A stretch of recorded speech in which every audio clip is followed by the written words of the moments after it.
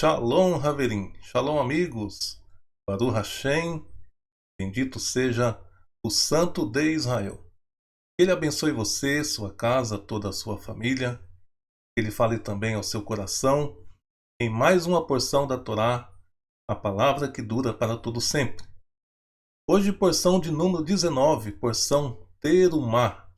Terumá que quer dizer contribuições. Essa porção vai iniciar em Êxodo, Shemot, capítulo 25, no verso 1, e vai até o capítulo 27, verso 19. São mais de 94 versículos dedicados exclusivamente para o Mishkan, para o tabernáculo. Nessa porção, o Eterno vai falar sobre os itens, sobre os utensílios que vai ser utilizado na fabricação do Mishkan, e a gente vai analisar cada um deles, vamos procurar entender um pouco sobre cada um desses itens do tabernáculo. O Mishkan, pessoal, o tabernáculo, ele é o assunto que mais ocupa espaço na Escritura Sagrada. Por exemplo, a narração da criação, todas as coisas, ocupa pouco espaço na Escritura, enquanto que o Mishkan, ele ocupa muitos capítulos, várias porções, se eu não me engano, são 4 porções que vai falar exclusivamente sobre o Mishkan. E por que a Torá ela dá tanta atenção assim para o tabernáculo? Por que o Eterno utiliza tanto espaço na Escritura para falar sobre o tabernáculo? Isso é muito interessante, com certeza o Eterno está chamando a nossa atenção, porque há muitos ensinos por trás de cada item, de cada utensílio referente ao tabernáculo. Nessa porção de hoje, a gente vai analisar, se possível, 21 itens, relacionados ao tabernáculo. Vamos procurar entender o significado de cada um deles e qual é a mensagem que o Eterno nos dá através deles.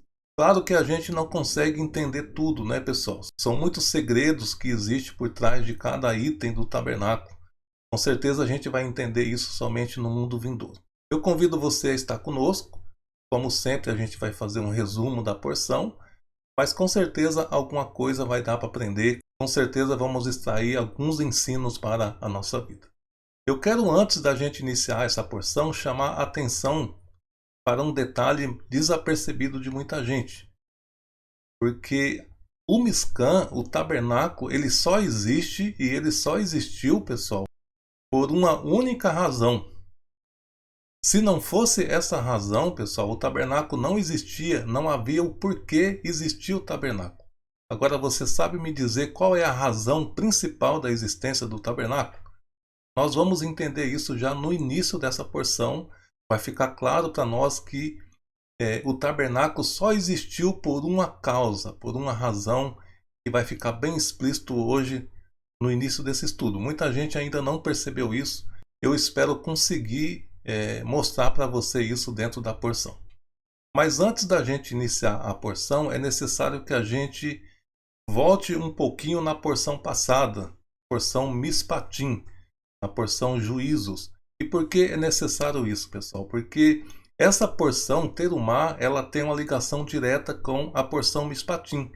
Não existia Terumá sem a Mishpatim. Então a gente precisa entender um pouquinho sobre isso. É necessário que a gente volte na porção passada, ver como ela terminou, para então aí a gente entrar nessa porção e entender de fato o que é que o Eterno está falando para Moshe. Por que o Eterno vai falar isso, vai dar essa instrução para Moshe? Então vamos relembrar rapidinho o que aconteceu na porção passada. A gente viu na porção passada, pessoal, que o Eterno deu para Moshe os mandamentos, os Mishpatim, os juízos, mandamento esses que Moshe escreveu em um livro e depois ele leu em voz alta para todo o povo. E o povo, em unanimidade, disseram para Moshe: tudo o que Adonai falou, nós faremos e obedeceremos. Então esta é a chave principal para essa porção que nós vamos entrar agora. Após o povo fazer aquela confissão diante de Moshe, o que Moshe fez? Ele fez uma aliança com o povo. Ele foi o mediador de um pacto, de uma aliança entre o Eterno e o povo. Nesse momento, quem é o sumo sacerdote, pessoal? Nesse momento, quem está fazendo o papel de sumo sacerdote é Moshe. Somente na porção futura é que vai ser revelado que Aharão será o sumo sacerdote. mas Aharão só será sacerdote depois que Moshe o consagrar para isso. Então, quem está mediando tudo, por enquanto, é o Moshe, ele que está fazendo o papel de sacerdote aí. O Moshe fez um pacto, fez a aliança entre o povo e o Eterno. O que Moshe fez? Ele mandou sacrificar animais, aspergiu o sangue daqueles animais sobre o povo e sobre o livro, e disse: Este é o sangue da aliança que Adonai faz com vocês, nos termos desse livro. Ou seja, de que livro?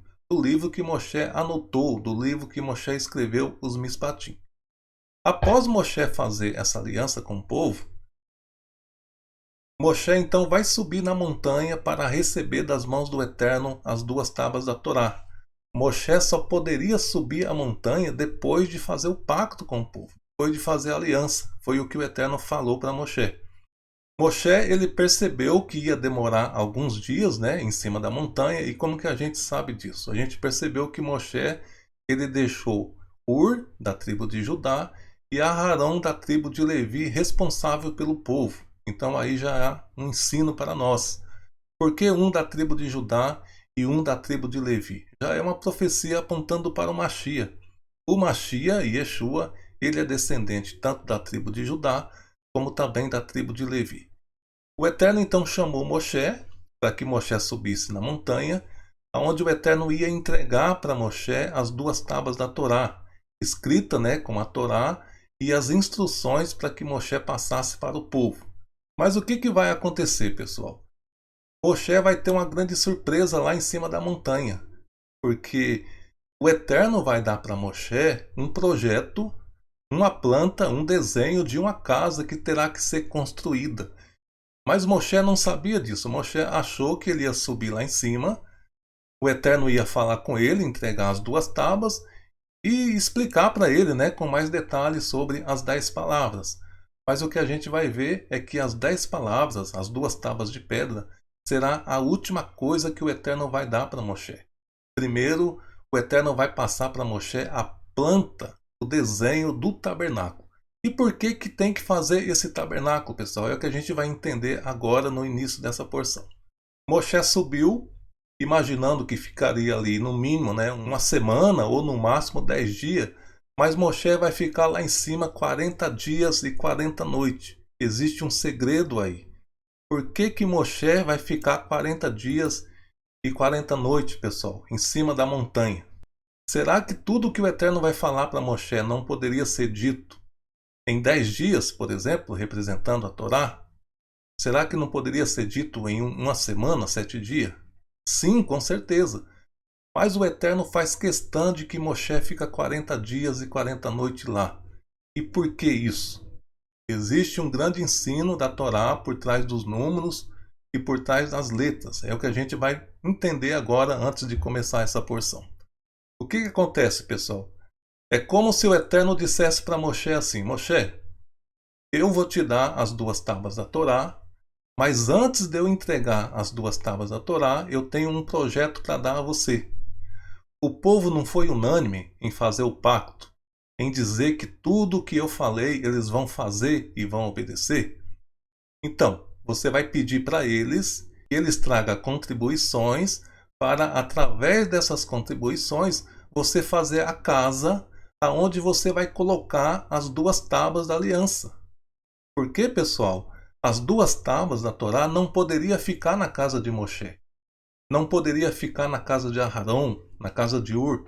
Não, as 2 tábuas da aliança tinham que ficar num local específico. E é esta a razão de existir o tabernáculo. O tabernáculo é uma casa para que fosse guardado as 2 tábuas da aliança. Se Moshe, por exemplo, trouxesse as 2 tábuas da aliança e deixasse à vista do povo, com certeza o povo ia idolatrar as 2 tábuas. E não é isso que o Eterno quer. Então o que o Eterno diz? Moshe, eu vou te dar as 2 tábuas da aliança, mas primeiro eu vou te dar o projeto da casa que você vai fazer para poder guardar as 2 tábuas da aliança. Não existe tabernáculo sem as 2 tábuas, tá, pessoal? Essa é a razão de não existir o templo mais hoje. Não existe templo sem as 2 tábuas da Torá. A razão de um templo existir é as 2 tábuas. A gente vai perceber isso por quê? A gente vai ver que o Eterno vai dar para Moshe todo o projeto do Mishkan, vai entregar na mão dele as 2 tábuas da Torá. E o que Moshe devia fazer quando descesse lá da montanha? Apresentar para o povo as 2 tábuas da Torá e já dizer para o povo que era necessário fazer um tabernáculo para poder guardar as tábuas da aliança. Mas vai acontecer uma tragédia, a gente sabe, que o povo vai estar adorando um bezerro de ouro. E o que vai acontecer? Moshe vai quebrar as 2 tábuas. E a gente vai perceber que em nenhum momento Moshe vai falar para o povo sobre o Mishkan, sobre o tabernáculo. Até porque não existe mais as 2 tábuas da Torá. Sem as tábuas da Torá não existe tabernáculo. Não tem por que fazer o tabernáculo, fazer o Mishkan, se não existir as tábuas da Torá. A gente vai ver depois que Moshe vai pedir perdão para o Eterno, né? E depois do Eterno perdoar Moshe, perdoar o povo, o Eterno vai entregar novamente as tábuas e aí sim vai iniciar a construção do tabernáculo. Então a construção do Mishkan ele atrasou mais de 80 dias devido ao bezerro de ouro. Isso a gente vai ver ainda nas porções futuras. Então vamos entender aqui por que o Eterno vai ficar 40 dias e 40 noites com o Moshe. A gente sabe, pessoal, que no hebraico cada letra tem um significado e tem um valor numérico. Então, o que significa o número 40 na escritura? Parece muito esse número, inclusive na vida de Moshe, né? São 3 períodos de 40 anos, viveu Moshe. Também 3 momentos de 40 dias que Moshe vai estar sobre a montanha. O que significa o número 40? O número 40 tem a ver com a Torá, pessoal. Tem a ver com Techuvá. E por quê? Nós sabemos que a Torá ela é representada através das 10 palavras. O povo de Israel será espalhado. O Eterno já sabia que ele seria disperso no meio das nações, ou seja, sobre os 4 cantos da terra. E lá no meio das nações, eles iam fazer Techuvá, retornando para as 10 palavras. É exatamente o que está acontecendo hoje. Nós fazemos parte desse povo que está retornando, fazendo Techuvá. Então, se você pegar o número 10, que significa as 10 palavras, vezes 4, que significa os 4 cantos da terra, vai dar exatamente o número 40. Então, sempre que o número 40 aparece na escritura, é um número relacionado a Techuvá. O Eterno está querendo dizer que as 10 palavras devem ser levadas para os 4 cantos da terra. Agora, qual é a letra hebraica que tem o valor numérico 40? E qual é o significado dela? É exatamente, pessoal, a letra Mem. E o que a letra Mem significa? A letra Mem significa água. Agora eu pergunto para você, será que aquilo que Moshe foi buscar lá na montanha tem alguma coisa a ver com água? Sim, pessoal. A Torá várias vezes é considerada como água. Em Devarim, por exemplo, vai ser dito, né, que caia a minha doutrina, a minha Torá, como chuva, como aguaceiro sobre a terra. A Torá, em vários locais na Escritura Sagrada, é considerado como água. Mas a Torá não fala apenas 40 dias, fala 40 dias e 40 noites. Isso com certeza está chamando a nossa atenção para nós somar esses números. E se a gente somar 40 mais 40, a gente vai ter o número 80. E qual que é a letra hebraica que equivale ao número 80? Exatamente a letra P. Essa letra P tem o valor numérico 80. E o que ela significa, pessoal? Significa boca. Então preste muita atenção no que o Eterno está nos ensinando aqui, só através desses 40 dias e 40 noites. O Moshe, ele foi buscar na montanha águas vivas que saiu da boca do Eterno. É por isso que o Machia, ele disse: aquele que beber da água que eu der, nunca mais terá sede.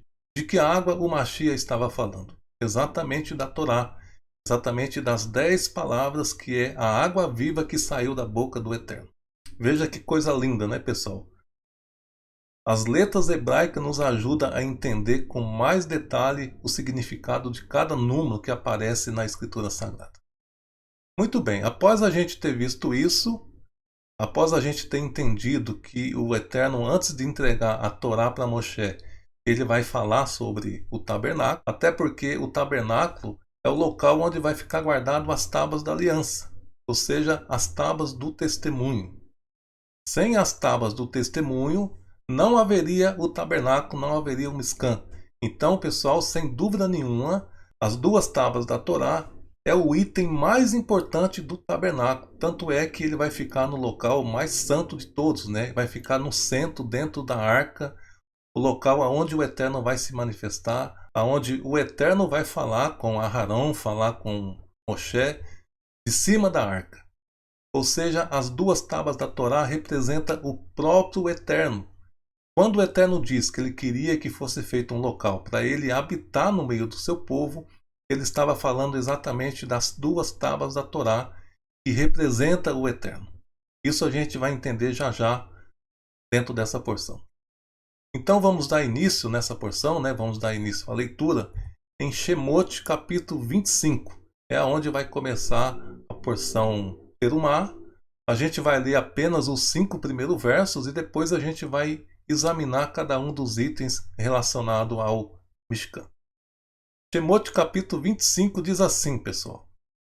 Adonai disse para Moshe, veja que surpresa, né? Moshe subiu na montanha, esperando receber das mãos do Eterno as tábuas da Torá, mas a primeira coisa que o Eterno vai fazer é falar sobre o Mishkan, sobre a construção de uma casa, de um local onde seria guardado as tábuas da aliança. Disse o Eterno para Moshe, fale aos filhos de Israel que faça uma coleta, né, terumá, para mim. Aceite a contribuição de quem quiser colaborar de coração. A contribuição que você vai receber deles será ouro, prata e bronze. Percebe então que o Eterno começa aqui a detalhar, especificar quais seriam, né, os itens que o povo deveria trazer para fazer o Mishkan. Tecido azul, púrpura, escarlata, linho fino, pelos de cabra, pele extingida de carneiro, couro fino e também madeira de acácia. Muito bem, pessoal. O Eterno então pediu para o povo terumá, contribuição. E o que é terumá? Terumá é uma contribuição que é feita de coração. É uma contribuição específica, né, para um determinado fim. Então vamos ver primeiro o valor numérico dessa palavra terumá. Veja que coisa interessante aqui, pessoal. A palavra terumá, que quer dizer contribuição, tem um valor numérico de 651, porque o Tav vale 400, o Resh vale 200, o Vav 6, o Men 40 e o Re vale 5. Somando tudo, 651, né? Reduzindo 6 mais 5 mais 1 vai dar 12, 1 mais 2 vai dar 3. E é exatamente o mesmo valor numérico do nome de Itamar. Isso é muito interessante porque quem é Itamar, pessoal? Itamar é o filho mais novo de Aharon. E o que Itamar tem a ver com Terumá? Itamar é justamente aquele que vai ficar responsável com a prestação de conta. Ele que vai registrar tudo, ele que vai somar tudo. Ele que vai ficar como tesoureiro, como o secretário que vai cuidar da parte da arrecadação. Veja como o hebraico nos faz ver detalhes que a gente não conseguiria ver ao olho nu. Isso é muito interessante, inclusive o Moré Felipe falou lá no momento do hebraico, no Teshuvah Total, que o nome Itamar não há necessidade nenhuma de existir o Aleph aqui, porque o Aleph não tem som nenhum. Se você retirar esse Aleph daqui, vai ficar Itamar do mesmo jeito. Mas veja como o Eterno é detalhista. Isso é coisas do Eterno, pessoal. Ele mandou colocar o Aleph aqui, porque sem o Aleph não daria 651. Ou seja, se tirasse esse Aleph daqui, o nome de Itamar não teria o mesmo valor numérico da palavra terumá. Isso é muito interessante. E agora essa raiz 3. O que 3 tem a ver com o tabernáculo, tem a ver com o Mishkan? Nós vamos ver que o tabernáculo ele é dividido em 3 partes. Vai ter a parte do pátio, vai ter o lugar santo e o santo dos santos. Ou seja, o número 3 da raiz terumá aqui tem tudo a ver com as 3 partes do tabernáculo. E o número 3 é um número que aparece muito na escritura e lamentavelmente as pessoas associam esse número com trindade, tá, pessoal? Esquece essas coisas de religião. Na Escritura não existe esse termo trindade. O que o número 3 representa na Escritura? O número 3 representa o pacto que o Eterno fez com Abraão. Se você ler com atenção Bereshit capítulo 17, quando o Eterno instituiu a circuncisão, o Eterno fez um pacto com Abraão que consiste em 3 promessas. E esse pacto foi repassado para os 3 patriarcas. Então, todas as vezes que você vê o número 3, você deve se lembrar do pacto que o Eterno fez com nossos pais. Quais são as 3 promessas que o Eterno fez para Abraão? Primeira, farei de você pai de nações. Segunda, serei o seu Elohim e o Elohim dessas nações.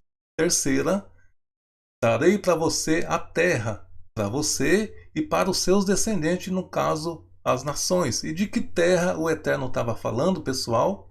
Do mundo vindouro, do verdadeiro tabernáculo, do verdadeiro Mishkan, que vai descer dos céus, a nova Jerusalém.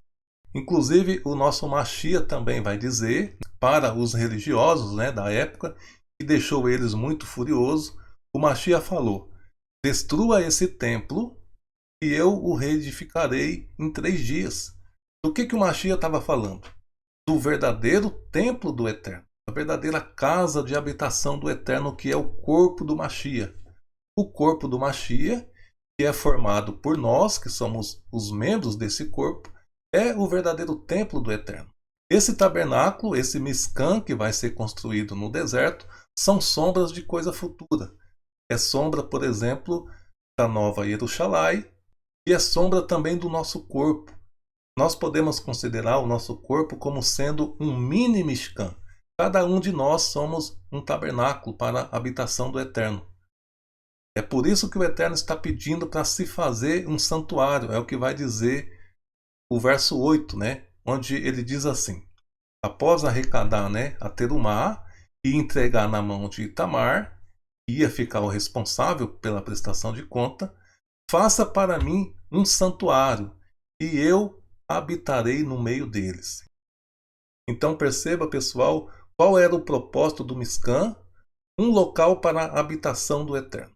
Agora eu pergunto para vocês: será que o Eterno só ia habitar no meio do povo se houvesse esse Mishkan? Se houvesse esse tabernáculo? O que o Eterno está querendo dizer com esse verso aqui, pessoal? E habitarei no meio deles. Muitos estudiosos vão dizer que, na verdade, o que o Eterno está dizendo aqui é que vai habitar dentro deles. Dentro de quem? Do povo de Israel. Dentro de nós. Nós somos o verdadeiro templo do Eterno. O que o Eterno quer é que nós façamos parte do tabernáculo em que ele vai habitar. Tabernáculo esse cujo cabeça é o Mashiach. Os Talmidim do Mashiach entendeu isso. Por exemplo, Kefa vai dizer que nós somos como pedras vivas que o Eterno está utilizando para construir um edifício para a sua habitação. Ou seja, o verdadeiro tabernáculo que o Eterno vai habitar é o povo de Israel. É a nova Jerusalém. Ou seja, somos nós. Cada um de nós somos um membro de um corpo. Corpo esse que está em formação. A nova Jerusalém, pessoal, que é o verdadeiro tabernáculo onde o Eterno vai habitar com os homens, ela representa exatamente nós. Nós somos o verdadeiro templo do Eterno. E é isso que o Eterno está ensinando através do Mishkan. Agora, como que o Eterno vai habitar dentro de mim e dentro de você? Será que nós, meros mortais que somos, suportaríamos a presença do Eterno dentro de nós? Sim, pessoal. O Eterno vai habitar dentro de nós da mesma maneira que ele habitava no tabernáculo. E como é que o Eterno habitava no tabernáculo? Através das 10 palavras. As 10 palavras, as 2 tábuas de pedra, os 10 mandamentos, como quer que você diga, é o Eterno. O Eterno dentro de nós é uma referência exatamente às 10 palavras. Está entendendo? Nós vamos ver isso, por exemplo, nos profetas, onde o Eterno vai dizer que ele vai fazer uma nova aliança, ele vai encher o seu povo do seu rua, do seu mover. O que o mover do Eterno vai fazer em nós? Escrever em nós as 10 palavras. escrever dentro de nós os estatutos e os juízos. E aí nós vamos andar nos seus mandamentos. Só existe uma maneira da pessoa ser cheia do mover do Eterno. Tem gente que acha que ser cheio do Espírito Santo, né, assim como dizem, é falar em línguas, é pular, é cantar, mas não, pessoal. Veja o que diz os profetas, veja o que o Eterno está dizendo aqui. Era para fazer um santuário para ele habitar no meio do seu povo, dentro do seu povo. E agora, como que o Eterno vai habitar dentro de nós? Através das suas 10 palavras. Quando eu tenho as 10 palavras dentro de mim, isso significa que eu sou cheio da presença do Eterno. O Eterno vai dizer para o povo de Israel, a gente vai ver isso futuramente, que ele ia escolher um local entre as tribos de Israel para fazer habitar o seu nome. O que o Eterno está falando, pessoal, quando ele diz um local para fazer habitar o nome dele? O que é o nome dele? As pessoas vão achar que está falando da pronúncia do nome do Eterno. Mas, na verdade, o que o Eterno está falando é das 10 palavras. Ele ia escolher um local, e a gente já sabe onde é, né? Ele escolheu Jerusalém, para que lá fosse montado o local de adoração para ele. Ele habitava naquele templo, mas de que forma que ele habitava lá? O Eterno estava ali? Não, pessoal. Ali tinha algo que representava o Eterno, ou seja, as 2 tábuas da Torá. Então, se você conhece um sistema religioso, se você conhece alguma denominação que diz, né, que se autodenomina como casa de Elohim, tenha certeza que não é casa do Eterno. Porque casa do Eterno de verdade é a casa onde o Eterno habita. E o que é o Eterno habitar dentro de uma casa? É as 10 palavras. É os 10 mandamentos. Então, se você deseja ser casa do Eterno, se você deseja ser uma morada do Eterno, o que precisa estar dentro de você? As 10 palavras. Pois o Eterno só vai habitar aonde estiver aquilo que representa ele, e é justamente as 10 palavras. Muito bem, pessoal. Após a gente ver isso, vamos ver agora 10 detalhes referente a Terumá, né? Já que a gente está falando sobre as 10 palavras, e as 10 palavras representam o Eterno no meio do seu povo, então vamos ver 10 detalhes referente a Terumá, e foi o que o Eterno pediu para o seu povo para a construção do Mishkan. Primeiro, pessoal, que Terumá é uma contribuição, é uma colaboração. Segundo, ela é sem coação, sem repreensão. Terceiro, não é uma obrigação, é uma doação feita por desejo, por vontade própria. Quarto, só é válido quando parte do coração, ou seja, da alma. Quinto, não é um mandamento, não é uma mitzvah. Sexto, não havia recompensa, né? Não havia uma promessa de recompensa para quem contribuir. Sétimo, não havia retaliação ou maldição para aquele que não quisesse colaborar. 8. Consiste em itens específicos, né? A gente viu que o Eterno especificou. A pessoa não poderia levar o que ela quisesse, tinha que ser aquilo que foi detalhado pelo Eterno. Cada um levava de acordo com a sua condição, pessoal. Se ele pudesse levar ouro, ele levaria ouro. Se ele pudesse levar prata, levaria prata. Ou seja, cada um levaria de acordo com a sua condição. Isso também representa o que nós somos. Cada um de nós que fazemos parte do corpo do Mashiach, nós somos como cada item desse. Cada um tem a sua importância. Um corpo, ele é formado de vários membros. Existem membros que têm importância maior do que outra. E quanto mais importante for o membro, mais responsabilidade ele vai ter. Então, para o Eterno não havia diferença daquele que ia levar, por exemplo, o ouro com aquele que ia levar pelo de cabra. Porque tanto o ouro como a pele de cabra ia se fazer necessário para a construção do Mishkan. E é exatamente o que o Eterno está nos ensinando. Não importa que parte do corpo do Messias você está. Se você é um membro importante ou se você é um membro até desapercebido, o importante é que você também faz parte. O importante é que você também é necessário nesse corpo. É exatamente o que disse, né, Shaul Hachalia sobre o corpo do Mashiach. Todos os membros de um corpo têm a sua importância e têm a sua função. 9. Tinha uma quantia estabelecida. 10. Não é uma colaboração fixa, ou seja, quando se alcançava o objetivo, a Terumá devia ser encerrada, ou seja, parava a contribuição. Terumá é exatamente isso, tá, pessoal? O Itamar cuidou, né, da organização de tudo. Quando chegou a quantia necessária, então se manda parar a contribuição, já que Terumá tem um propósito específico. Nesse caso aqui, era para a montagem do Mishkan, do tabernáculo, que representa a presença do Eterno no meio do seu povo. Ou seja, uma casa especial para guardar as 2 tábuas da Torá. Muito bem.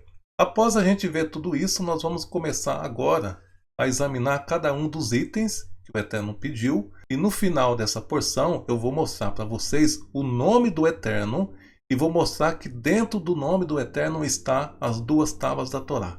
Então, toda vez que o Eterno diz que ele escolheu um local para habitar o seu nome, ele está falando exatamente das 2 tábuas da Torá. Infelizmente, existem muitas discussões por aí no meio da internet, onde o povo fica discutindo como se pronuncia o nome do Eterno. E não é isso que o Eterno quer que nós saibamos. O que o Eterno quer é que nós entendamos o significado do seu nome. E quando se fala do nome do Eterno, a primeira coisa que deve vir em nossa mente tem que ser as 2 tábuas da Torá, porque as 2 tábuas da Torá está dentro do nome do Eterno. Eu vou mostrar isso no finalzinho desse vídeo. Vamos então começar a examinar a cada um dos itens do tabernáculo. E o primeiro item que o Eterno pediu para Moshe foi o Zahav, o ouro. Nós vamos ver o valor numérico, né, da palavra, vamos ver também a raiz. Esse material, pessoal, foi produzido pela Techuvá Total. Eu quero já novamente agradecer o Moré Felipe, que na sua humildade, né, tem permitido que eu utilize esse material, porque eu mesmo não conseguiria fazer isso, né? Eu não tenho muita experiência com o programa de PowerPoint, estou mexendo ainda, estou aprendendo, então eu teria muita dificuldade para fazer isso. Eu agradeço o Moré Felipe, que tem deixado eu utilizar, e desejo que o Eterno abençoe grandemente a vida dele e a família dele. Caso você deseja ter esse material, é só você acessar o canal Techuvá Total, e na descrição dos vídeos lá você vai ver o link da Telegram. É uma comunidade que serve como uma livraria virtual, onde você vai poder baixar todo esse material, caso você queira ter aí no seu computador, no seu celular. Isso é muito bom para a gente examinar, né, com mais detalhe, com mais precisão. Então veja só, o ouro, ele é o primeiro dos 3 metais que o Eterno vai pedir para o Mishkan. Ao todo serão 3, o ouro, a prata e o bronze. E a gente já viu que o número 3 sempre está relacionado ao pacto que o Eterno fez com nossos patriarcas. O Mishkan também, ele é em 3 partes, né? Tem o pátio, o lugar santo e o santo dos santos. O ouro, pessoal, é o material mais nobre, né? De todos os metais, o ouro é o mais nobre. E ele é o que vai ficar na parte interna do tabernáculo. Isso já é um ensino do Eterno para nossas vidas. O que o Eterno está mostrando? Que o mais importante que ele vê em cada um de nós tem que estar no nosso íntimo, no nosso interior. A parte exterior é importante? Sim, mas o mais importante é o interior, e é isso que representa o ouro. O ouro representa tanto o eterno, né, o divino, o celestial, pois ele nunca será visível ao povo, porém todos podem sentir a sua presença. O interessante, pessoal, é que o Eterno ele pede para a doação dos metais de dentro para fora do Mishkan. Não sei se você já percebeu que o Eterno mandou fabricar o Mishkan, né? Construir o Mishkan de dentro para fora. A primeira parte do tabernáculo que foi feita foi exatamente a Arca da Aliança. A gente vai falar da Arca na próxima porção, mas a Arca da Aliança foi o primeiro item a ser fabricado. Por que o Eterno mandou começar de dentro para fora? Isso é um símbolo, é um ensino do Eterno. Assim é o reino dos céus. O reino dos céus ele começa primeiro no nosso interior. A partir do momento que você decide seguir o caminho de Techuvá, abandonar os seus pecados, ter o Mashiach como seu salvador, o reino dos céus já iniciou em você, na parte interior de você. Um dia esse reino será literalmente, né, o Mashiach descerá dos céus para reinar sobre a terra. Isso é o que representa também o ouro. O fato da arca ser o primeiro item a ser fabricado, Por que que o Eterno tinha pressa? Por que que o Eterno exigiu que a arca fosse o primeiro item a ser fabricado? Porque a arca ia guardar as tábuas da aliança. E as tábuas era o maior bem que tinha aí no tabernáculo. Era a maior riqueza do povo de Israel, ou seja, é a maior herança do povo. Então era necessário que fosse feito logo a arca, né, que fosse a primeira coisa a ser feita para poder guardar as duas tábuas da aliança. Se a gente prestar atenção, nós vamos perceber que o primeiro a contribuir com o Mishkan foi o Eterno. Por que que eu digo isso? O Eterno, ele deu a parte mais importante do tabernáculo. Ele deu as duas tábuas de pedra. Ou seja, lembra lá do que Moshe disse? Adonai vos dará pão e vocês terão que arar a terra. As tábuas da Torá também são representadas por pães, também são chamadas de pão vivo que desceu do céu. O Eterno, então, ele deu a parte mais valiosa, a parte mais importante de todas, que foi as duas tábuas da Torá, e a outra parte, então, o Eterno deixou para que fosse doada pelo povo. As duas tábuas, pessoal, não era de ouro, mas ela é mais valiosa do que o ouro. É como disse o Davi, né? Mais vale para mim a tua Torá do que o muito ouro. Aquelas duas tábuas de pedra representam nós, os seres humanos, pois nós somos as pedras vivas que o Eterno quer escrever em nós, a sua Torá. Mas as palavras que estavam escritas ali na tábua de pedra, isso sim vale mais do que o ouro.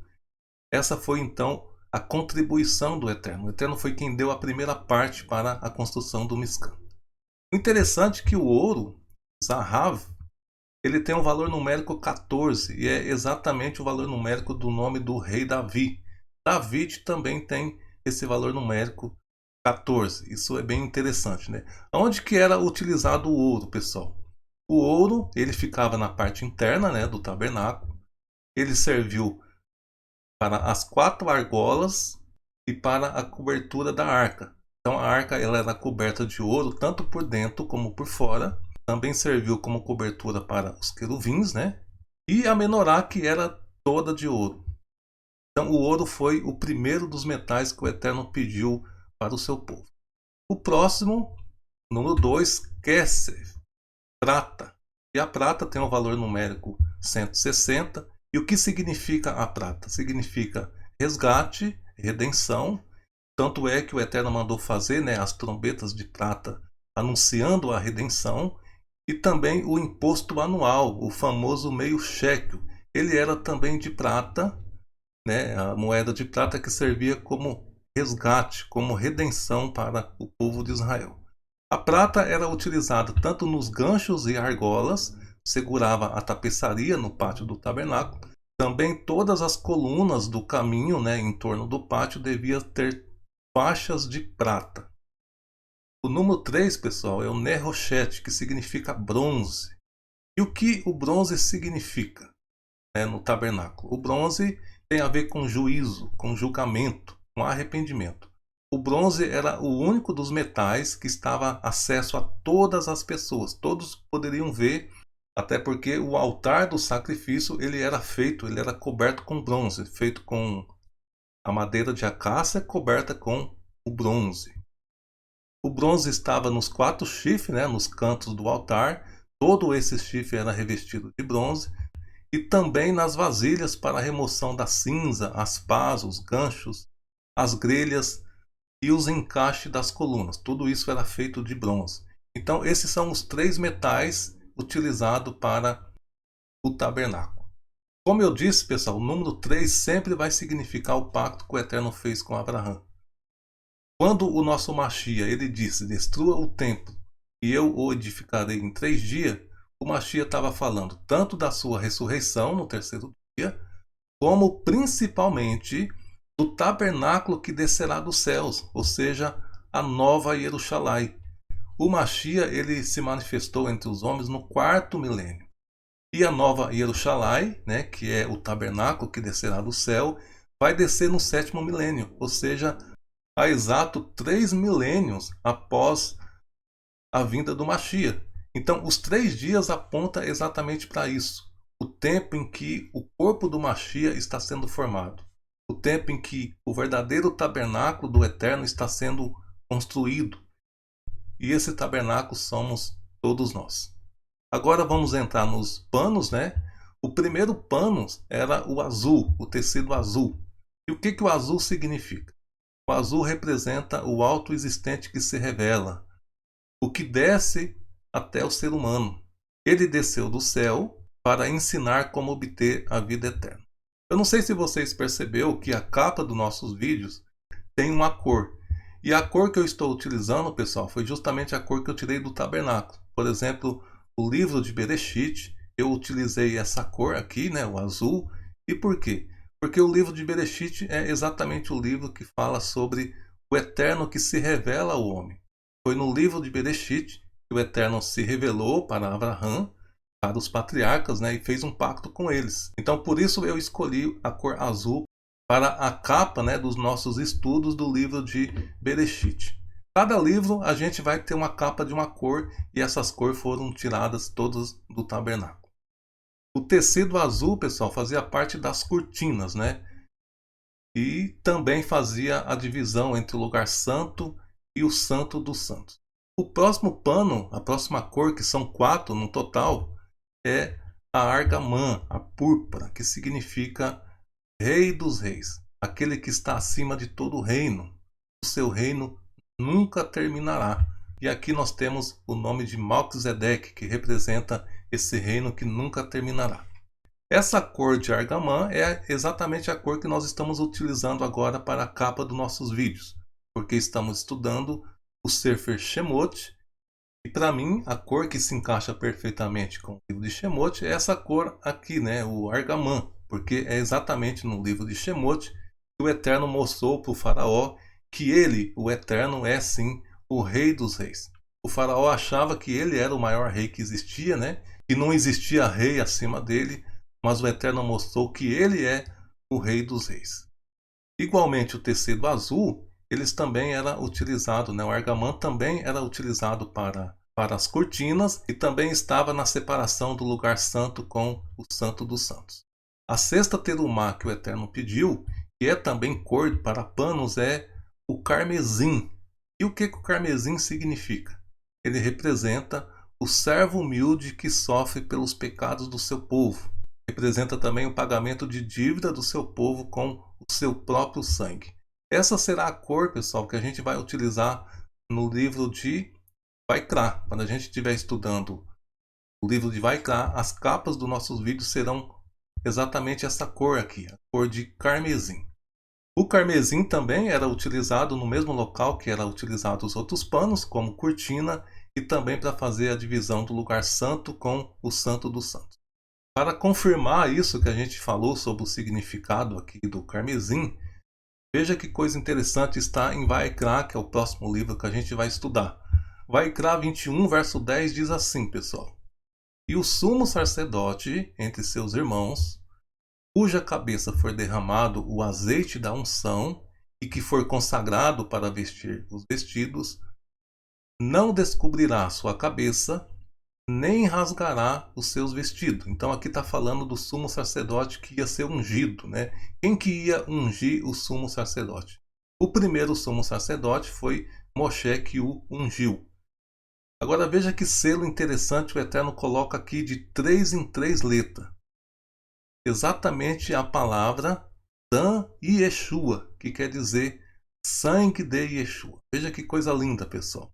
Exatamente o sangue de Yeshua que será o resgate para nossas almas. Veja o valor numérico dessa frase Dan e Yeshua.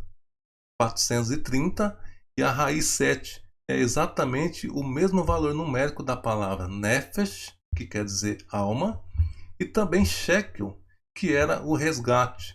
Então veja só, o sangue do Mashiach é o resgate para nossas almas. Isso é muito lindo, né, pessoal? Quando a gente estuda isso, cada vez mais convencido a gente fica de que Yeshua, ele é o Mashiach. É impossível alguém ter conhecimento dessas coisas e ainda duvidar que Yeshua é o Mashiach. O sétimo item, né, o sétimo terumá que o Eterno pediu, foi o linho fino. O que seria o pano branco, né, pessoal? E o que o pano branco significa? O que o linho fino significa? Significa puro, sem pecado, sem mancha, sem defeito. É exatamente o que Yohanan vai falar lá no livro de Revelação, onde ele vai falar da noiva do Mashiach que já estava pronta, vestida de linho fino. E o linho fino é exatamente a justiça dos santos, ou seja, a observância dos mandamentos. Então o pano branco também ficava no mesmo local onde ficavam os outros panos, as outras cores, né, que são ao todo 4 cores. Servia para as cortinas e para fazer a separação entre o lugar santo e o santo dos santos. Agora veja o que Yohanan, né, o mesmo que escreveu o livro de Revelação, ele vai dizer a respeito, né, da pureza. Primeiro Yohanan, capítulo 3, verso 3, ele diz assim: e todo aquele que nele espera, nele quem? No Mashiach, né, no Eterno, continua a purificar-se a sua alma, como também ele é puro. Todo pecado é transgressão da Torá, pois o pecado é se rebelar contra a Torá. Então a pureza, né, o linho fino, representa exatamente isso. Aquele que se purifica, aquele que vive uma vida de santidade, praticando a Torá. Oitava terumá é os pelos de cabra. E o que significa os pelos de cabra? Expiação do Mashiach. O testemunho de que ele, o Mashiach, seria transpassado para a expiação da humanidade. E aonde que era utilizado o pelo de cabra? Era utilizado na cobertura do Mishkan. Agora vamos ver o profeta Zacarias. O que ele vai dizer, pessoal? Exatamente o que nós acabamos de ver aqui. Aquele que seria transpassado para expiação. Zacarias capítulo 12, no verso 8, diz assim: isso é uma profecia para os últimos tempos, né? Para os últimos dias. Naquele dia o Eterno amparará os habitantes de Jerusalém. E o que dentre eles tropeçar naquele dia será como Davi, e a casa de Davi será como Elohim, como o mensageiro do Eterno diante deles. Acontecerá naquele dia que eu, né, o Eterno falando, procurarei destruir todas as nações que vieram contra Jerusalém. E sobre a casa de Davi e sobre os habitantes de Jerusalém derramarei o mover de graça e de súplica. Eles olharão para mim, a quem transpassaram, e o prantearão como quem pranteia por um unigênito, e chorarão amargamente por ele, como se chora também pelo primogênito. Veja que coisa linda, uma profecia do profeta Zacarias, séculos antes do Mashiach vir a este mundo. E o Mashiach foi exatamente transpassado, como diz aqui o profeta. E nessa profecia o Eterno fala que nos últimos dias a casa de Davi, a cidade de Jerusalém, vai reconhecê-lo como o Mashiach. Tanto é que o nome dele aparece aqui, né, pessoal, de forma codificada, ó, de 45 em 45 letras, aparece o nome de Yeshua. Quem é que foi transpassado pelos nossos pecados? Sem dúvida, Yeshua. Ele é o Mashiach, não há dúvida disso. E é exatamente o que significa os pelos de cabra, né? O 8º item que o Eterno pediu. O 9º item, a 9ª terumá, seria as peles tingidas de vermelho. E o que significa as peles tingidas de vermelho? Perceba que tudo no tabernáculo aponta para o nosso Mashiach, né? Representa a consagração do unigênito do Eterno, a salvação e a libertação para as 12 tribos de Israel e para as 70 nações. E aonde que era usado esse pano? Para a cobertura do Mishkan, cobertura do tabernáculo. Então as peles tingidas de vermelho foi a 9ª terumá que o Eterno pediu. Vamos ver qual será a 10ª.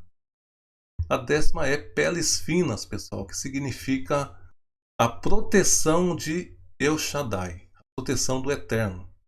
E aonde era usado o couro fino, né, a peles finas dos animais. Também era utilizado na cobertura do Mishkan, representando a proteção do Eterno. Você está vendo aqui El Shaddai, e o que significa na verdade a palavra El Shaddai? El significa o Adonai, né, o Eterno. Shaddai significa aquele que guarda, aquele que proteja. Então Shaddai, pessoal, é um acróstico de 3 palavras. Você está vendo aqui, ó, Shomer, Shomer que quer dizer guardar, Daletot, que quer dizer portas, e o nome de Israel. Então a palavra Shaddai é uma abreviação de 3 palavras. O que quer dizer essa palavra Shaddai? Guardador, Daletot, que significa das portas, é Israel. Então toda vez que o nome Shaddai aparece na escritura, traduzida como o Todo-Poderoso, na verdade Shaddai significa isso, o guardador das portas de Israel. E é o que era representado pelo couro, pelas peles finas. A Terumá de número 11, que o Eterno pediu, as madeiras de acácia. E o que significa as madeiras de acácia? A natureza incorruptível do Mashiach. O Mashiach jamais se corromperá. E a madeira de acácia foi utilizada tanto nas 5 colunas, né, para as cortinas, e também para o altar e as suas varas. Era utilizado também para a mesa, né, para as tábuas verticais e para as barras transversais. Agora a gente vai ler um texto no profeta Isaías que confirma exatamente isso que nós estamos falando aqui sobre a natureza incorruptível do Mashiach. Isso está em Isaías capítulo 42. Veja que coisa linda essa profecia, pessoal. O Eterno falando através do profeta. Eis aqui o meu servo, a quem sustenho, o meu eleito em quem tem prazer a minha alma. Dei o meu mover sobre ele, e juízo produzirá entre as nações. Ele não gritará, não se exaltará, nem fará ouvir a sua voz nas ruas.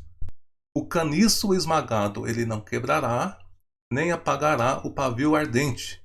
Pela verdade produzirá o juízo. Então está falando de quem aqui, pessoal?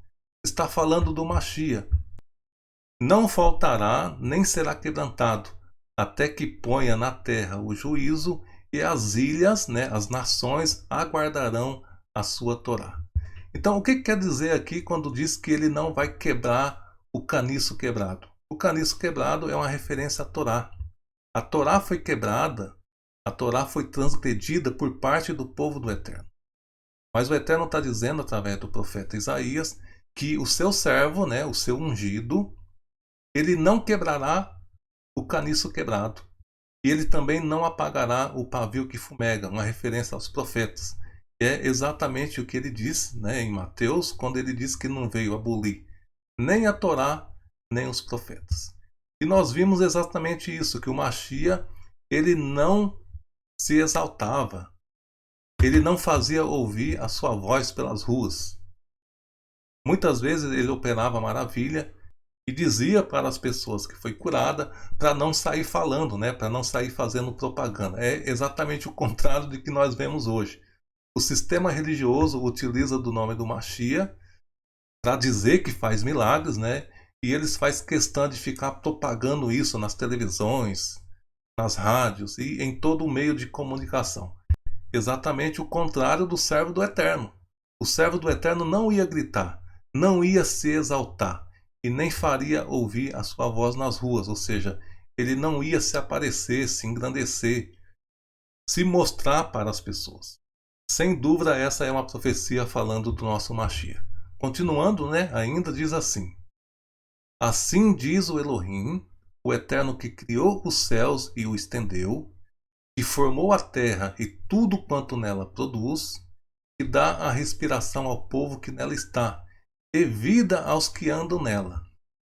Eu, o Eterno, te chamarei em justiça, e te tomarei pela mão, e te guardarei, e te darei por aliança dos povos, e para a luz das nações, para abrir os olhos dos cegos, para tirar das prisão os presos, e do cárcere os que estiver em trevas. Foi exatamente o que o Mashiach veio fazer, pessoal. O que significa abrir os olhos dos cegos? O Mashiach, ele curou literalmente muitos cegos. Ele abriu os olhos de muitas pessoas que não enxergavam. Mas todos os milagres que o Mashiach fazia tinha um pano de fundo, tinha um significado, tinha uma mensagem que o Eterno estava passando através daqueles milagres. Para o Eterno, o verdadeiro cego é aquele que não enxerga a Torá. Para o Eterno, o verdadeiro preso é aquele que está em uma religião. E foi exatamente o que o Mashiach veio fazer. libertar os cativos das prisões, né, da religião, do sistema político do mundo. Ele veio ressuscitar os mortos, o que significa, né, espiritualmente falando? Aqueles que estão longe do eterno, espiritualmente estão mortos. E o que o Mashiach veio fazer foi exatamente isso. Abrir os olhos dos cegos, tirar os presos das prisões, né, libertar os cativos, ressuscitar os mortos. Tudo isso é uma referência para aqueles que não têm Torá, para aqueles que estão longe do eterno, transgredindo a sua Torá. Eles são considerados como cegos, como surdos, como aleijados, como mortos, como presos em prisão. Tudo isso, pessoal, são referência para aqueles que estão longe da Torá. Foi por isso que o Eterno enviou o Mashiach, para que ele pudesse libertar o seu povo, né, do pecado, para através dele fazer uma aliança, para que ele servisse como luz para as nações. Luz de que maneira? Ensinando as nações a como obedecer a Torá, ensinando as nações a como andar no caminho do Eterno. Vamos ver agora Terumá de número 12, que é o Shemi Lamaor, que quer dizer azeite para a luz. E o que significa o azeite, pessoal? Existe uma confusão tremenda nas religiões, onde elas insistem em dizer que o azeite significa o Espírito. Veja, isso é uma ignorância muito grande, pessoal. Quando os discípulos dizem que o Espírito é o azeite, o que eles querem dizer é que o Rua, né, o mover do Eterno, é quem vai colocar dentro de nós o azeite. Não que o mover, não que o Espírito é o azeite. O azeite é um símbolo da Torá.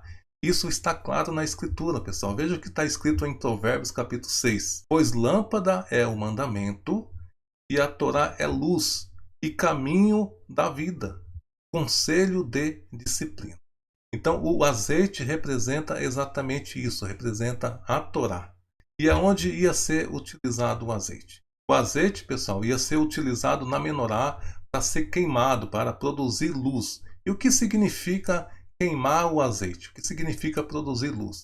Só havia uma forma de produzir luz, queimando o azeite. E tudo isso é um ensino, a gente vai ver isso na próxima porção, quando a gente for falar da menorá. A gente vai explicar com mais detalhe o que significa queimar o azeite. O azeite significa a Torá, né? Pois a Torá é luz, mas só resplandece com a queima do óleo puro, ou seja, com a obediência. Só existe uma maneira de nós ser luz para as pessoas, como disse o Mashiach, vós sois a luz do mundo. De que maneira nós vamos ser luz? Praticando a Torá, queimando o azeite. Então, o azeite significa exatamente isso, a prática da Torá, a obediência dos mandamentos. Já o 13º terumá que o Eterno pediu foi as especiarias, né? O Eterno pediu especiarias tanto para o azeite da unção, como também para o incenso. Primeiro vamos ver a especiaria para o azeite sagrado da unção. Isso também é muito mal entendido por parte das religiões. O que significa azeite de unção, pessoal? O azeite de unção era um azeite preparado com esses 4 elementos aqui, ó, com a mirra, com a canela, o cálamo e a cássia. Esses 4 elementos eram moídos, existia toda uma regra, né, toda uma medida, um peso a ser respeitado. Se pegava essa mistura desses 4 elementos e adicionava no azeite puro. Então, o azeite composto com esses elementos aqui é chamado de azeite de unção. Não tem nada a ver com os azeites de unções que as religiões usam por aí, pessoal. O verdadeiro azeite de unção é esse daqui. É esse que é composto de 4 elementos. E cada um desses elementos, eles têm um significado, que é o amor, a humildade, a obediência e a justiça. Então, somente os sacerdotes é quem poderia ser ungido com o azeite de unção. Ungir uma outra pessoa com esse azeite ungido aqui é, na verdade, uma grande transgressão. O Eterno disse que seria punido severamente quem ousasse preparar um azeite como esse para outro fim, que não fosse para ungir tanto, né, os utensílios do tabernáculo, como também o sacerdote. Daqui a pouco a gente vai ver qual era os elementos, né, utilizados para o preparo do incenso, que exala um bom perfume. O 14º era o azeite da unção. E para que servia o azeite da unção, pessoal? Aquilo que a gente viu no slide anterior era as especiarias, tá? As especiarias que ia ser colocada no azeite da unção. Só é chamado de azeite de unção quando ele fosse temperado com as especiarias. Porque se fosse apenas o azeite puro, ele não poderia ungir as pessoas, tá? Com azeite puro. O azeite puro era para ser queimado na menorá. Para ungir o sacerdote e para ungir os itens do tabernáculo, tinha que ser o azeite preparado com aqueles 4 elementos que a gente viu. Vamos retornar lá no slide para vocês relembrar. O azeite para unção tinha que estar com esses 4 elementos aqui, com a mirra, com a canela, com o cálamo e com a cássia. Esses 4 elementos representam o amor, a humildade, a obediência e a justiça. Tudo isso é o que o Eterno espera dos sacerdotes. Os sacerdotes, para exercer a função de sacerdote, primeiro eles precisavam ter amor, precisavam ter humildade, precisava de obediência e também da justiça. O sacerdote tinha que praticar justiça em todo o tempo. Então, quando se fala de óleo de unção, óleo para unção, é óleo composto com esses 4 elementos aqui. Se o óleo tivesse sem esses elementos, fosse apenas o óleo puro, ele seria o azeite para ser queimado na menorá. Azeite para produzir luz, ele é diferente do azeite da unção, tá, pessoal? Por isso que as religiões, eles não entendem essas coisas. E eles pegam qualquer óleo aí e diz que é óleo ungido, que é óleo de unção. Quando, na verdade, o óleo para unção precisa estar composto desses 4 elementos aqui, e cada um desses elementos tem um significado que a gente já viu. Agora a gente vai ver as especiarias que era para o incenso. O incenso também tinha que ser temperado com 3 especiarias. Quais são elas? Estoraque, onica e gálbano. Esses 3 elementos aqui, pessoal, precisavam estar junto para ser queimado com o incenso. Não existe incenso, né? Pelo menos no tabernáculo, não existia incenso se não tivesse esses 3 elementos aqui. O incenso tinha que ser com esses elementos. E o que isso significa? Significa sinceridade, arrependimento e gratidão. E é exatamente isso que tem que haver em cada um de nós, porque o incenso na Escritura Sagrada é considerada como a oração dos santos. É o que a gente vai ver no item de número 15. O incenso aromático. O que o incenso significa? As orações que sobem ao Eterno, como cheiro suave, cheiro agradável. Existe também um grande mal-entendido com respeito a orações. Tem pessoas que acham que orar é ficar de joelho pedindo para o Eterno uma casa, um carro, pedindo para o Eterno proteger o filho, salvar a esposa. Pessoal, oração, ela tem que subir para o Eterno como o incenso. Ela é comparada como incenso. E o incenso, ele era composto de 3 elementos. Vamos recordar quais são eles. O que ele significa? Sinceridade, arrependimento e gratidão.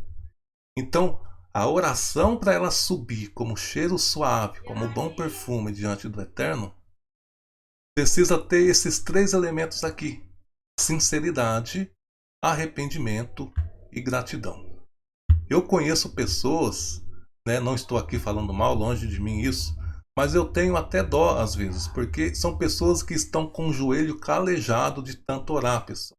Porque elas acham que tem que ser uma pessoa de oração, tem que estar o tempo todo de joelho diante do Eterno. O Eterno nunca pediu isso do ser humano. Veja, por exemplo, as orações dos profetas. Eram orações curtas e objetivas, porque em uma oração precisa ter esses 3 elementos aqui.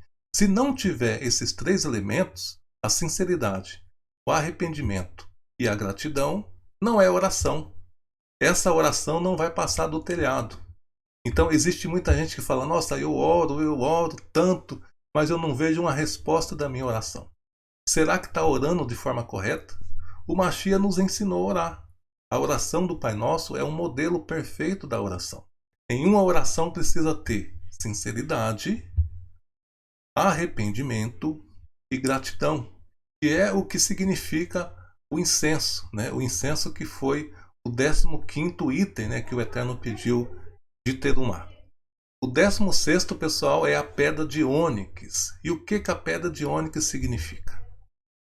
É o testemunho para o sacerdote para que ele não tenha medo.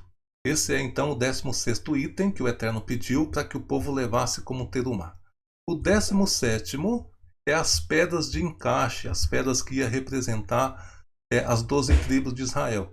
Essas pedras iam ficar tanto nos umbrais, né, do sacerdote, como também no peitoral. Cada pedra representando uma das tribos. Cada uma dessas pedras, pessoal, tem um significado. Eu não vou falar sobre isso, né? Senão o nosso vídeo ficaria muito longo. Caso você queira saber o significado de cada uma dessas pedras, o canal Techuvá Total tem vídeo falando só sobre isso. São muito profundo o significado que há por trás dessas pedras. Tanto o valor numérico delas, como a mensagem que existe por trás do nome de cada uma delas. O 18º é o éfode, né, que é o colete que o sacerdote ia vestir, que é o testemunho do perdão da idolatria. Então, o sumo sacerdote ele tinha que vestir esse colete aqui, somente o sumo sacerdote, né, que vestia esse colete. E você percebe que no colete tem aqui o peitoral, que será o próximo item, que é o peitoral com as 12 pedras, representando as 12 tribos de Israel. E o item de número 20 é exatamente o Mikdash, o santuário, que representa santidade, pureza e restauração. É exatamente o que o Eterno pediu para fazer. Faça para mim um santuário e eu habitarei no meio deles. Cada um de nós, pessoal, somos uma miniatura desse tabernáculo aqui. O Eterno deseja habitar em cada um de nós. Eu já falei isso no início do vídeo. Todos os discípulos entenderam isso, que nós somos a morada do Eterno. É preciso que haja o que em nós? Santidade, pureza e restauração, ou seja, techuvá. O Eterno mandou fazer um santuário para que ele pudesse habitar no meio do povo. Entenda que isso é uma forma didática do Eterno estar nos ensinando hoje. Hoje não existe mais esse tabernáculo literalmente, mas existe o verdadeiro tabernáculo, que somos nós. Cada um de nós fazemos parte desse tabernáculo que está em construção, ou seja, da nova Jerusalém que um dia descerá dos céus. E o número 21, pessoal, para a gente encerrar o estudo de hoje, é o Mishkan. Agora veja que coisa interessante. O Mishkan, que é o tabernáculo, tem o valor numérico 410, que é o mesmo valor numérico da palavra Kadosh, que quer dizer santo. O que o tabernáculo representa? Exatamente isso, ó, a presença do Eterno no meio do seu povo. A principal razão do Eterno mandar fazer o tabernáculo foi para que ele pudesse habitar no meio do seu povo. E é exatamente isso que representa o Mishkan. O Eterno habitando no meio do seu povo. E como eu disse, né, no começo do vídeo, como que o Eterno ia habitar no meio do seu povo? Através das 10 palavras, através das 2 tábuas da aliança. A gente viu, pessoal, de forma rápida, né? Se você querer mais detalhes sobre isso, eu convido você a ir para o canal Techuvá Total. Lá com certeza vai ser mostrado de forma mais minuciosa cada um desses itens. A minha intenção aqui nesse canal é apenas motivar você a se interessar mais por isso. Por isso eu faço apenas um resumo, né? Se você gostou, se você se interessou, com certeza você vai querer se aprofundar mais nisso. Isso que eu quero desenvolver aqui. Eu quero desenvolver em você um desejo maior de conhecer essas coisas. A gente viu ao todo 21 itens, são quase 40 itens, né, que compõem o tabernáculo. Na próxima porção a gente vai ver mais os outros itens, vai ver mais o significado deles. Agora, o que eu quero mostrar para você, para que você entenda de uma vez por toda o que significa o Eterno habitando no meio do seu povo, é o nome do Eterno. Eu prometi para vocês que no final desse vídeo eu ia mostrar que as 2 tábuas da Torá está dentro do nome do Eterno. Então, pessoal, preste atenção. Toda vez que você vê o Eterno dizendo: eu escolhi um local para ali habitar o meu nome, ele está falando que ele escolheu um local para ali estar a Torá. Para ali está as 2 tábuas da Torá, pois é exatamente o que significa as 2 tábuas da Torá. Veja que coisa linda está aqui no nome do Eterno. Aqui está o nome sagrado, Yud, Re, Vav, Re, né? Bendito seja ele. Preste muita atenção nesse nome aqui, pessoal. Existe muita discussão sobre a pronúncia do nome, mas o que é mais importante, que o Eterno quer que nós entendamos, as pessoas não dão a mínima e nem sequer percebem. Veja que a letra Yud, que significa mão, tem o valor numérico 10. A letra Re tem o valor numérico 5. A letra Vav, que representa prego, tem o valor numérico 6. Mas essa letra Vav não significa apenas prego. Ela significa também ser humano. O número 6, pessoal, é um número relativo ao ser humano. Então preste atenção no desenho que o Eterno tem dentro do seu nome. O que significa essas duas letras Re aqui? Percebe que essa letra tem um valor numérico 5. Do que a gente lembra, pessoal? Das duas tábuas da Torá. Então percebe que dentro do nome do Eterno está as duas tábuas da Torá. Então toda vez que o Eterno fala em profanar o seu nome, em um local que ele escolheu para pôr o seu nome, ele está falando das duas tábuas da Torá. Profanar o nome do Eterno é transgredir essas duas tábuas aqui. O Eterno habitar em um local é exatamente essas duas pedras aqui. Você quer que o Eterno habita dentro de você? Então você precisa ter essas duas tábuas dentro de você. Veja como a gente pode ler o nome do Eterno para a gente finalizar com chave de ouro esse vídeo. O Yud, que significa mão, e o Vav, que significa ser humano. Veja o que está escrito aqui, pessoal. A mão que entregou ao ser humano as duas tábuas da Torá. Agora eu pergunto para você, será que isso é invenção de uma religião? Será que isso é invenção de Moshe, pessoal? Como pode ter alguém que ainda ousa a dizer que não precisa obedecer às duas tábuas da Torá? Pois se as duas tábuas da Torá está dentro do nome do Eterno, está aqui, ó. A letra Re representa uma tábua. A outra letra Re representa a outra tábua. Então, quando o Eterno diz que ele escolheu um local para habitar o seu nome, ele está falando não da pronúncia do nome dele. Ele está falando de algo que representa ele, de algo que representa o nome dele, que é as duas tábuas da Torá. Eu espero, pessoal, que vocês tenham entendido alguma coisa. Talvez eu não tenha uma didática muito boa, né, para compartilhar essas coisas com vocês, mas eu tenho procurado fazer de todo o meu coração, de uma forma objetiva, de uma forma não muito demorada, né, porque tem gente que não gosta de vídeo longo. O que eu quero, como eu disse, é despertar em vocês o interesse de se aprofundar mais nas coisas do Eterno. Então, se você deseja ser um tabernáculo, se você deseja ser morada do Eterno, saiba de uma coisa. O Eterno só vai habitar, só vai morar aonde estiver as duas tábuas. Isso já está desenhado no nome do Todo-Poderoso. Isso é tão sério, pessoal, que o Eterno desenhou essas coisas no nosso corpo. Eu costumo dizer isso, né, quando eu estou conversando com as pessoas. Quantos dedos você tem nos pés? Não são 10 dedos? Por que você acha que existe 10 dedos no seu pé? Já é um ensino do Eterno que os seus pés devem caminhar de acordo com as 10 palavras, com as duas tábuas da Torá. Por que você tem 10 dedos na sua mão?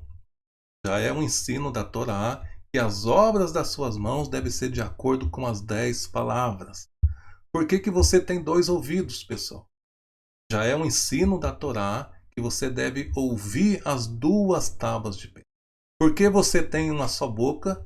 Porque na sua boca só deve ser pronunciada uma só Torá. Então, tudo do Eterno, tudo relacionado ao que é o Eterno, está desenhado no nosso corpo. O nosso corpo é o verdadeiro tabernáculo. O nosso corpo é o verdadeiro lugar onde o Eterno quer habitar. Se você deseja ser morada do Eterno, eu espero que você tenha entendido. Você precisa obedecer às 10 palavras. Ele abençoe grandemente você, que você tenha uma ótima semana e shalom, shalom. Bênção das crianças para os meninos. Que Hashem o faça como Efraim e Menashe para as meninas. Que Hashem o faça como Sará, Rivka, Raquel e Leá.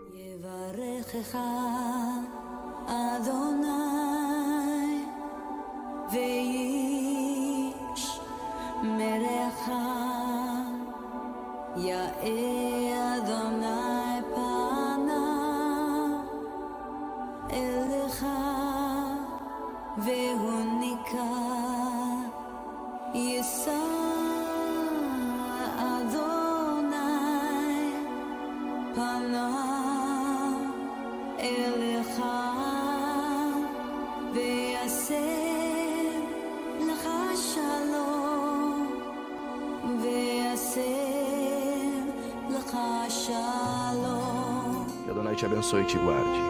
Faça Adonai resplandecer o seu rosto sobre ti e tenha misericórdia de ti. Que Adonai tenha misericórdia de ti e bondade e põe em ti a sua paz. Assim seja.